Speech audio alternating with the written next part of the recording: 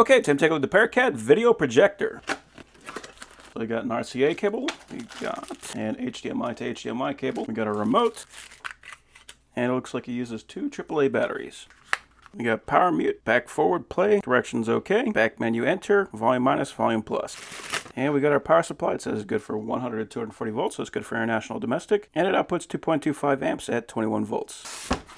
And here is the projector. Nice tiny thing too. I like that. If you want something that you can travel with, this is going to be the one you want for that. So we got the same controls here. We got our directions okay, back, power, enter, menu. You can see our controls are actually labeled on this one. So we got our focus on the front, we got our keystone on the back. So that is, if the image isn't square, if it's off a little bit, you can use that to pull it back to square. That's cool. So I like that the lens is actually recessed inside the projector. You don't have to worry about it getting damaged. We got a 1/4 mount on the bottom. So if we want to, you can just stick that right on top of a light stand. IR for the remote. We've got our speakers, audio, video out, HDMI, USB, and DC in. So nice and simple.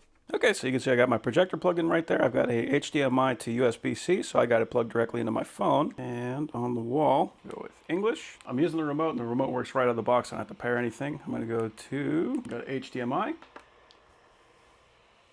And there we go. Now we're watching one of my videos right on the projector through my phone. It's actually got a pretty good speaker on it too. See, so right now, oh, it's not even maxed out. Wow.